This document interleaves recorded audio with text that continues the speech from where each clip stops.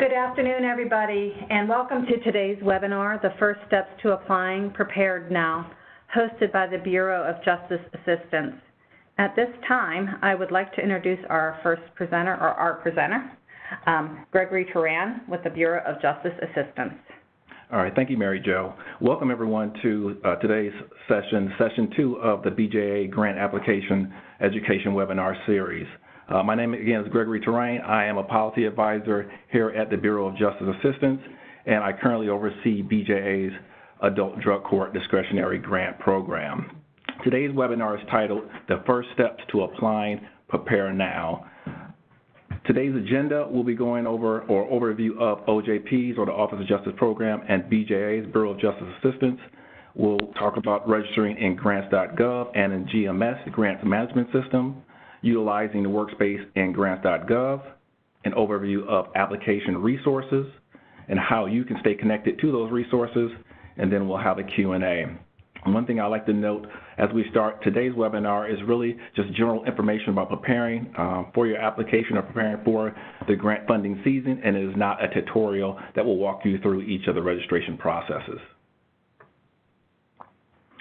So today, in terms of the learning objectives, we're looking to help potential BJA applicants prepare for the FY19 funding season. For this webinar today, we will review required registration and renewal steps, provide an overview of the application submission process, direct you to where you can access application resources, and review how you can stay connected. As mentioned earlier, this is session 2 of the Grant Application Education Webinar Series. There are 3 other webinars that are taking place. One is recently passed that was conducted on January 28th. And to register for any upcoming webinars or to access previous webinar or recordings or transcripts, please visit the website indicated at the top of the slide. The first of the webinar series was the funding opportunities for your community in 2019. That was also provided on January 28th. That addressed or reviewed of BJA programs. Also, it overviewed of the grant or current administration priorities, and it also provided a review of funding levels. Webinar number 3 is the federal funding process, what's new and seasoned applicants should consider. That's going to be on February 5th. That'll be next Tuesday, and it focuses on how the federal funding process works, how to read a solicitation, and what an application should include. And then the final of the webinar series, number 4, is submitting your application. Avoid these common mistakes, and that'll be next week, February 7th. It'll focus on some of the lessons learned in completing applications. What does a successful application submission look like? What are subawards and subrecipients, and award notifications. So within BJA, you have so what is the Office of Justice Programs? The Office of Justice Programs is focusing on providing grants, training, and research and statistics for the criminal justice community. OJP is one of 3 grant-making components within the Department of Justice. The other 2 is the OVC, OVW, which is the Office of Violence Against Women, as well as the COPS program, Office of Community-Oriented Policing. Okay, within the Bureau of Justice, within the Office of Justice Programs, you have several bureaus and offices. Starting from left to right, you have the Bureau of Justice Assistance, where I'm located. The goal or the role of BJA is to provide grant funding to support criminal justice-related initiatives. BJS, the Bureau of Justice Statistics, supports statistical or criminal justice data and statistics related to criminal justice initiatives. Then you have the National Institute of Justice, provides related or justice-related research. Then you have OJJDP, which is the Office of Juvenile Justice and Delinquency Prevention, which provides funding to support, grant funding to support juvenile justice-related initiatives. And then you have the SMART Office, which stands for Sex Offender Sentencing, Monitoring, Apprehending, Registering, and Tracking. And then last, you have OVC, the Office of Victims of Crime, which supports funding to support initiatives that support victims of crimes. And just one note related to each of those offices is that you can go to the OJP website to learn more about what's offered and what services are provided for each of those bureaus and offices. So BJA's mission is to make communities safer by strengthening the nation's criminal justice system, and this is done primarily through administering grant funds, training technical assistance to our grantees as well as to the field at large, and policy development services. And this is done utilizing cutting-edge tools and best practices that will reduce the violent and drug-related crimes, support our law enforcement, and combat victimization. At the bottom there, you'll see the BJA website, also the Facebook link, as well as our Twitter account. So registering for grants.gov. So while you're all looking at this, one of the things I want to make sure you're aware of and emphasize is that you need to start this process immediately if you're looking to receive funding in the 2019 funding season. So it's important. So if we finish at 2:30 today, at 2:31, we would like for you to go ahead and make that process and start registering for this information, because we get a lot of questions and a lot of challenges when this process doesn't happen. So again, I want to emphasize that you do that. So a part of this registration process is 10 to 14 business days, and there's 4 steps to that process. Information that you will need is the name of your organization, organizational address, name of your CEO or organization owner, the legal structure, the year organization started, and the primary type of business. So those 4 steps. The 4 steps, step 1 is acquire a data universal number system, a DUNS number. This process takes between 1 to 2 business days. Step 2 is acquire or maintain registration with SAMS. That process can take between 10 to 14 business days. Step 3, request an authorized organization representative and a Grants.gov user and password. That process can take place that same day. And then lastly, step 4, follow the e-business point of contact steps within the Grant.gov registration process. And again, that process can take the same day, or happen the same day. Moving on to step 1, data universal numbering system. What is the DUNS number? DUNS number is a unique number assigned to your organization that identifies your organization in the public arena. The Office of Management and Budget requires every applicant for a federal award to obtain a DUNS number. The DUNS number the purpose of the DUNS number is really to track your award or track your account or your organization. And this number is used throughout the life cycle of your award. And lastly, the DUNS number process is a free process. You just have to go on and link, and you can contact or call Duns and Bradstreet at the number listed below, as well as go online to the email, the website link below. Step 2, the SAMS process. So what is SAMS? SAMS is a web-based government-wide application that collects business information in support of grants and contracts. So before you register with SAMS, you will need to have a DUNS number. And the first thing you may want to do is check to see whether your organization is currently registered with SAMS. So the best thing would be to go into the SAMS website, click on where it says check status, and then make sure you have your DUNS number, and then go in and input your DUNS number within that section, and to see if you currently currently registered with SAMS. If you are not currently registered with SAMS, then you would need to do a new entity registration, or you would need to go in and update your current or your previous registration to make sure that information update. One other thing you must have is an original signed and notarized letter appointing an authorized entity administrated within the 30 days of the registration activity. And those notarized letters must be sent via U.S. Postal Service mail. You should also go ahead and read some of the alerts with SAM. There's always a lot of information that change from day to day, and also read the frequently asked questions. And all applicants for OJP awards must maintain current registration in the SAMS database. Okay, step 2, continued. you will need to authorize an official of the organization and an employee number. An application cannot be successfully submitted into grants.gov until grant.gov receives the SAMS registration. And once that registration is submitted or renewed, it usually takes about 48 hours for that information to transfer over. And OJP recommends that the applicant register or renew registration with SAMS as early as possible, which I indicated earlier.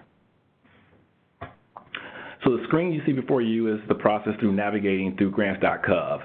So once you completed step 1 and 2, doing the DUNS number and registering with SAMS, you can then begin registration through grants.gov.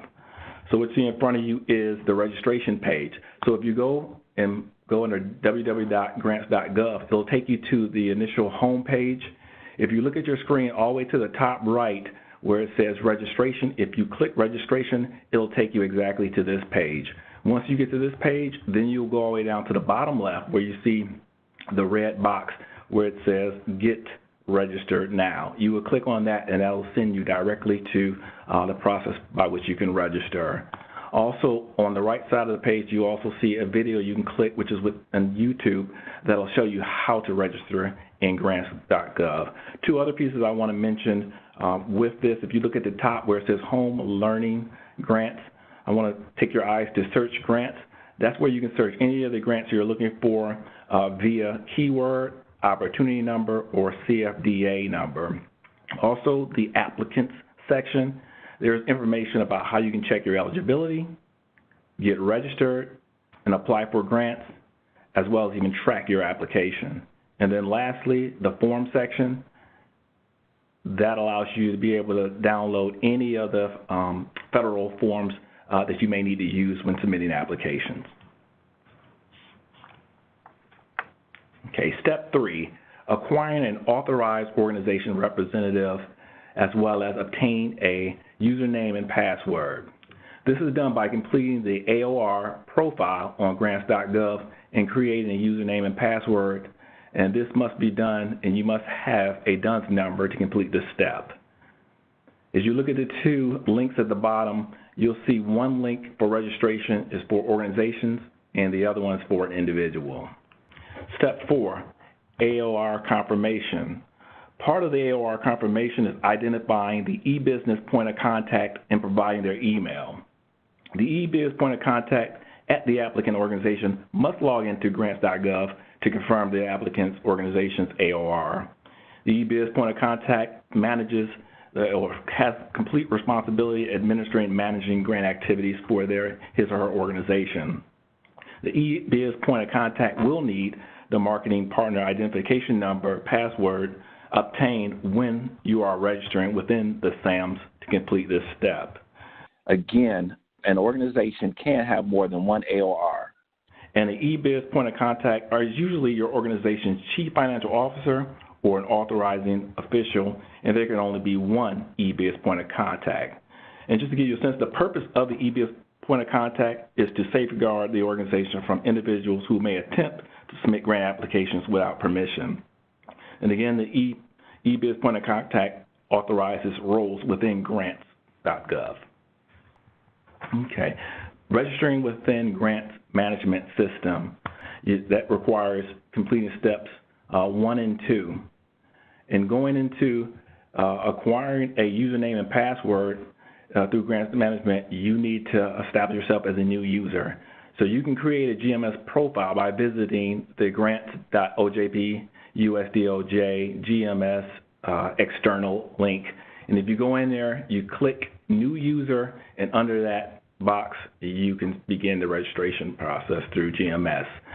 Also, the other link below it, for more information to register, it's also a lot of training information that you can get when you click on that link. And then lastly, it's very important for previously registered applicants to be sure their information is updated in your profile in GMS. Okay. Step 4, verifying SAM's registration is in GMS. That requires each applicant to verify its SAM registration in GMS. Once you log into GMS, click CCR Claim link on the left side of the default screen. Check the Submit button to verify SAMs which is formerly a CCR registration. So the Grants.gov Grant Learning Center, it's pictured on your right so you can get an idea of what that center looks like. So it pretty much provides you with a lot of general information about grants and things, as well as videos, blogs, various tips, and the latest grant information. The next is Grant.gov YouTube channel. Highly recommend that you subscribe to this channel. It provides a lot of information that will be very useful while you're in the grant funding season, ensuring that you have all the information you need to apply for grants. The link below, the YouTube link, is a link of the 20 tips to apply using Grant.gov in the Workspace. And then lastly, the official Grants.gov mobile app. And you can download this app through the Apple Store or through the Google Play, and it provides the latest available funding opportunities via your mobile device. And the video, YouTube video that's listed here, will give you an idea of what that looks like in terms of the opportunities that will come to your mobile device. Moving on to registering for the Workspace in Grants.gov. When you are applying through Grants.gov and have selected a grant, you will be provided the option to apply for funding using Workspace. When you choose the Workspace option, you would need to click on Create Workspace, then create a file name. Please look to the left side of your screen and you'll see the application workflow. Once you've created a Workspace, then you'll be allowed to be able to add your team members, and once you're allowed to add your team members, then you can complete the forms. And all of the forms that are provided by agencies for which you are applying. And again, what's good about the workstation is you get a chance, it's sort of like a dashboard where you're able to actually see all of the different information related to your grant or to your organization, as well as the different roles of those that are participating, completing the application, and all the different forms. They'll let you know when they're actually completed and what someone is working on. Okay, so opportunities or resources, funding opportunities. So the OJP Grant Application Resource Guide serves as a guide pretty much for submitting applications to OJP. It pretty much goes over what you need to know in terms of submitting an application, what's their eligibility requirements, and what needs to be done in terms of guiding you to receiving funding from OJP. The next is the 2019 Program Plan, and the web link below, it provides a list of all OJP current solicitations. It indicates them by when they were released, as well as the total amount of funding that's being offered or provided with the funding of those solicitations. The next opportunity is BJA's website and funding page. BJA's website provides you with all the different strategies and programs that grant funding is used to support within BJA, and it also has the funding page that provides funding announcements and contains detailed information about the grant opportunities, applicant eligibility, application requirements, and directions on how to apply. It's very critical when you are looking to apply, whether it be any grant or even with BJA grant, that you understand the applicant's eligibility to make sure that if you're applying for a grant, that you are eligible to apply for those grants. And then Grants.gov provides general information, and we went over Grants.gov, but it provides federal funding opportunities that are offered by the federal agencies. So the DOJ Program Plan, this pretty much provides or serves as a tool to help applicants who are looking for solicitations that meets their criminal justice needs or civil justice needs. And it's pretty much a summary of what to expect in terms of what's being released in the current fiscal year. There's a link below how you can get to this page, and the program plan addresses these 4 priorities that are listed below. One being administering justice for strengthening service to victims, advancing the practice of community policing, implementing the state-of-art strategies for crime fighting, as well as expanding research, training, and technical assistance. So when you're working to ensure that your program or your application is aligned with DOJ and BJA and our priorities and the current administration priorities, you want to ensure that you're writing your application in that direction. It's very important that when you are doing that, most of the priorities that are the focus of our funding or from the administration are where most of our funding and our dollars are going, and what we are most likely to fund as it relates to our grants. So always make sure that you, when looking to write those applications, that you are focusing on those priorities. And then staying connected. So we have various social media ways that you can stay connected via our Facebook, Twitter, as well as through our BJA website. And then also through NCJRC, the National Criminal Justice Reference Services, there are links to OJP funding opportunities. And I definitely recommend that you subscribe to the email notification that allows you to know all the different opportunities as they hit the street so that you'll be aware and be able to apply, and you'll be in the know in how to apply for OJP grants. So for any additional questions, please contact the National Criminal Justice Resource Services Response Center via email, via chat, toll-free number, and their hours are from 10 a.m. to 6 p.m. Monday through Friday. Because I'd like to turn it back over to Mary Jo to go over questions. Hi, everyone. Thank you so much. We have received a few questions that I have answered privately, mainly about the recordings and slides for the first webinar and the second webinar. So yes, the recording for the first webinar and this one, actually the recording for the entire series, each one will be posted along with a transcript and the PowerPoint slides. It will take approximately 10 business days from the day after the webinar ends to get those items posted. You will receive an email if you registered, even if you didn't attend. So if you know somebody that registered but couldn't attend, we will send an email to everybody letting you know that that information has been posted to the BJA website. You can contact or sign up to receive the National Criminal Justice Reference Services OJP funding email, and you can go to ncjrs.gov to do that. That funding email comes out once a week on a Friday, and it includes funding opportunities for all the OJP agencies, not just BJA, and we will be sure to include information when the webinars are posted. So that's another way that you can keep in touch and find out when everything is posted. So if you know somebody that wasn't able to register, tell them to sign up for that funding newsletter and they'll be sure to receive notification. Yes, we know that the next webinar is at capacity, and I will let you know that the fourth webinar will probably be reaching capacity, or maybe has since we started this webinar. So the same thing applies. If you were unable to register for those upcoming webinars, please sign up for that newsletter, and then that way you can be notified when the recordings are posted. I think that covers all the questions that I received regarding the webinars. Yeah, and I just wanted to add one other piece.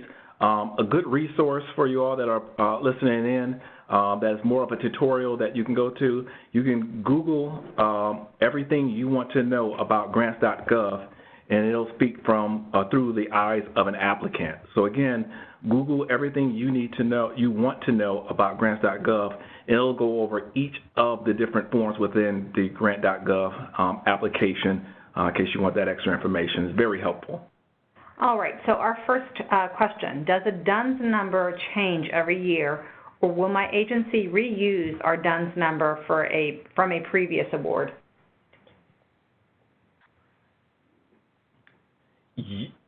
You would continue to have the same DUNS number. That DUNS number would not change. Okay. Oh, I can't see this one. We were previously registered in grants.gov, but merged two nonprofits and are operating under a new EIN.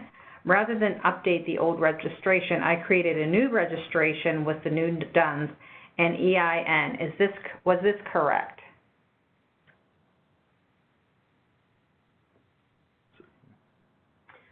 Yes, so if you did a new organization and created and have a new EIN, then you are setting up a new registration profile. That should be sufficient, but certainly contact grants.gov customer service to confirm that that's appropriate. I was not able to register for the first part of the series due to having been full. So I think I addressed that already. If you go ahead and go to ncjrs.gov and sign up to receive their funding newsletter, it comes out every Friday. Once that information is posted, it will be included in that newsletter, so you'll know when you can go and listen to the webinar on your own. I already have a DUNS and a SAMS number for a current grant. Do we need to do this registration process again?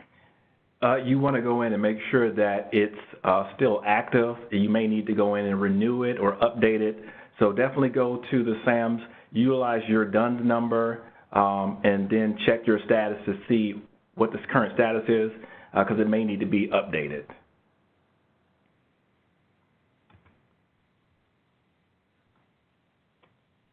I'm with the coroner's office, which is law enforcement related, but it looks as though funding priorities are not really directed towards what we do. Can you confirm that this is so, that I'm not looking for opportunities that don't exist? Well, many of the opportunities here at BJA are definitely supports our local law enforcement, and it is definitely a priority of this administration as well as OJP and BJA. So it definitely is a priority, and it's definitely what we're looking to fund within our grants.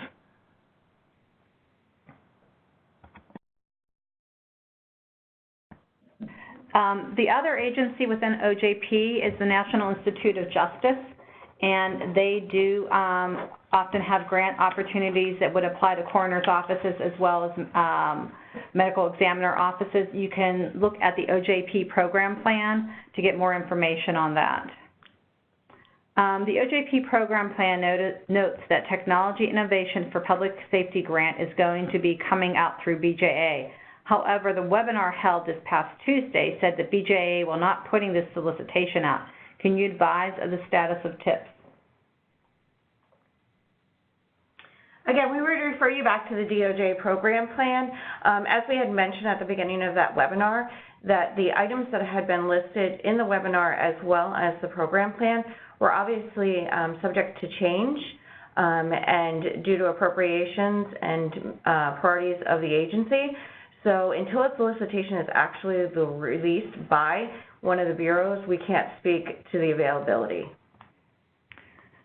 Was it mentioned that there is only one EBIZ POC per organization? The slide said an organization can have more than one. Could you please clarify? No, an organization can have only one EBIZ point of contact. You can have more than one authorized organization representative. We have a current DUNS number. Is the AOR automatically assigned? Is EBIZ POC required? EBIZ point of contact is required, and they would be the ones that would designate who would be the authorized organization representative. The individual that mentioned that they have a current COPS grant, I'm not sure. It looks like it's a follow-up to a previous question, but I'm not sure what the initial part of your question was, so if you could clarify. Again, the webinar slides and recording will be posted in approximately 10 business days. We do not have the ability to send these slides out individually. It does have to go through a process, and that process takes 10 business days. So again, as we mentioned, the next webinar is at capacity. The fourth one is close to being at capacity. Here's information currently showing on the screen on how you can stay connected with the Bureau of Justice Assistance, as well as the National Criminal Justice Reference Service. You can follow them on Facebook and Twitter as well as an RSS. If you need more information on their funding opportunities, you can go to bja.gov, as well as sign up for that OJP funding newsletter that's offered through the National Criminal Justice Reference Service, and you can access that at ncjrs.gov. In addition, when opportunities do come out, NCJRS will be listed as the contact, and you can reach them through the email address that is currently showing on the screen, as well as they have a web chat capability and an 800 toll-free number. They will be operating from 10 a.m. till 6 p.m. Monday through Friday. We'll give you a few more minutes. We don't have any other questions at this time. Oh, actually, yes we do. I apologize. I lied. Like the coroner's question, university police typically fall under the Board of Regents. but we are recognized by the state as a law enforcement agency. Do we qualify for BJA grants? Yes, you would be able to qualify for BJA grants. Can the AOR be the same person as the EBIZ person? I guess it depends on the organization that is applying if they consider because the EBIZ person would be the one that would designate who the AOR is. So it depends on the administration at the organization who they would want to identify as both the EBIZ point of contact as well as the AOR. What is the best tutorial for someone applying for their first grant? There are so many different resources out there. I can't really pinpoint or recommend one. In our presentation, you'll see a lot of different resources. What I would recommend if you're able to go back into, well, you won't be able to they're actually print it out or record it, but go back in or just go through YouTube or go through grants.gov and look at what resources they have, and you should be able to find a lot of resources that help you through that process. Are startup organizations encouraged to apply? If so, what are some recommendations for startups to increase their chances of getting funding? For a startup organization, I guess it depends on where you're at in terms of your startup and what you're looking to apply for. Some of our funding require you to be somewhat of an established organization. Some of them fund nonprofits, some are for-profit. So it just depends. Wouldn't be able to give you a pinpoint answer to that question. All right. At this time, we do not have any further questions in the queue. We will give you a moment. Information, again, on the slide is for NCJs, so you have a few seconds that you can go ahead and jot that information down. I still don't have a follow-up for the person that mentioned that they have a current COPS grant. At least I don't think I do. So if you're still on the phone and if you want to repost the initial part of your question. I just wanted to follow up on that question that was asked previously about the best tutorial for applying for a grant. As indicated in the previous slides, we will be hosting a webinar for what new and seasoned applicants should consider. Again, we know that that webinar is full and at capacity, but that would be an excellent resource for you once those materials have been posted to the BJA website. And again, if you subscribe to receive email notifications, you'll be notified when that does become available. So we have a COPS grant, and I wanted to know if the EBIZ and AOR, and she said it's been answered. Okay. I apologize for that. If the county has a DUNS number that was used for a sheriff, but the court wants to apply for drug treatment, do we get a separate DUNS number? Yeah, it depends on who is the entity applying. If it's a separate entity, if it's within the county, if the county is itself applying, then it would have to have its own EBIZ point of contact. What is the general time frame from solicitation release to the due date of a grant?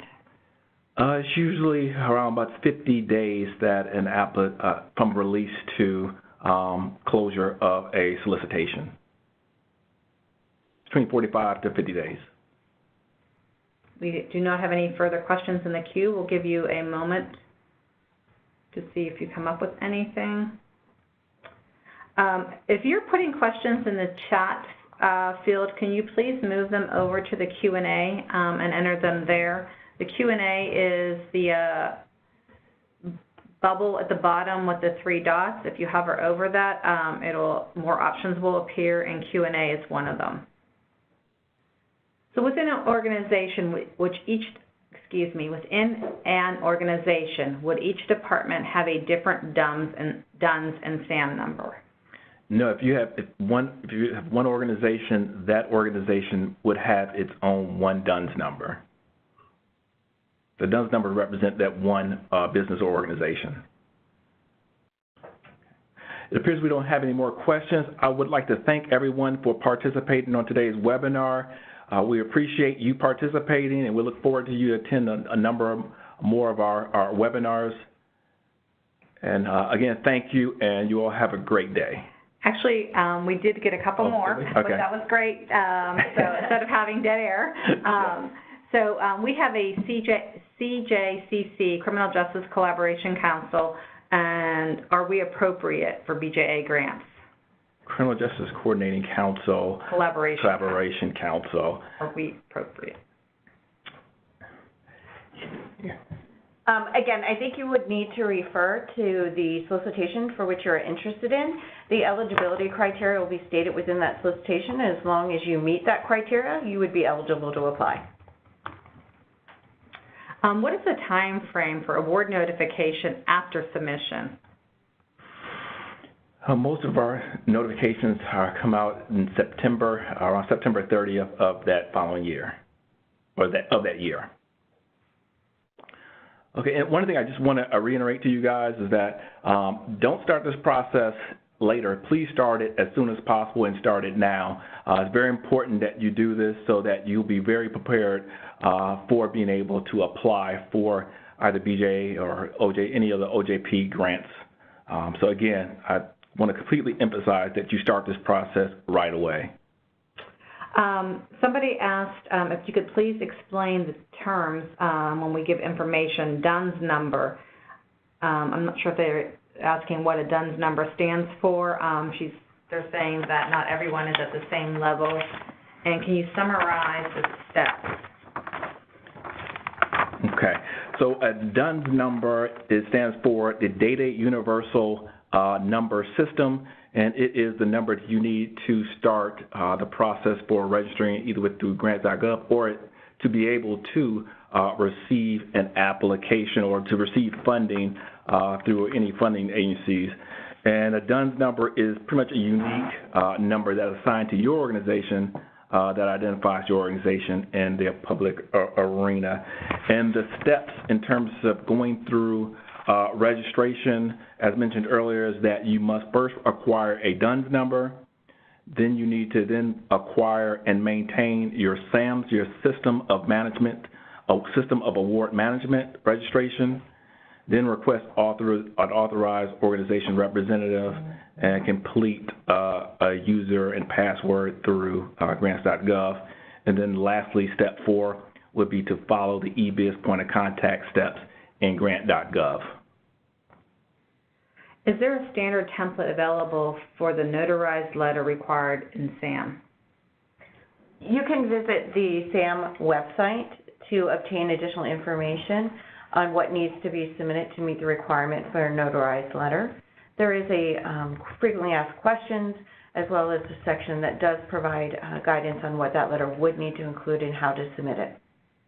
In response to the question about repeating the answers to the questions that are being asked, the recording will be posted to the BJA website.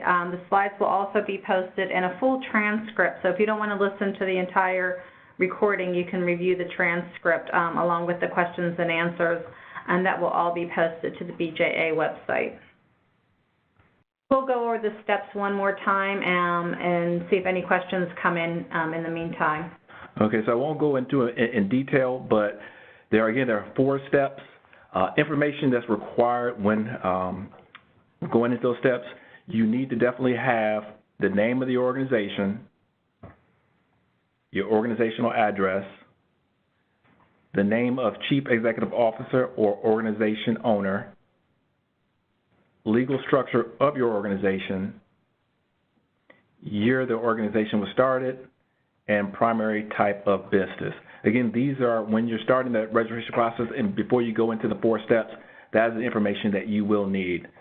In terms of the required registration steps, step 1, you need to acquire a DUNS number, which is the Data Universal Number System, and you can go to www.dmb.gov.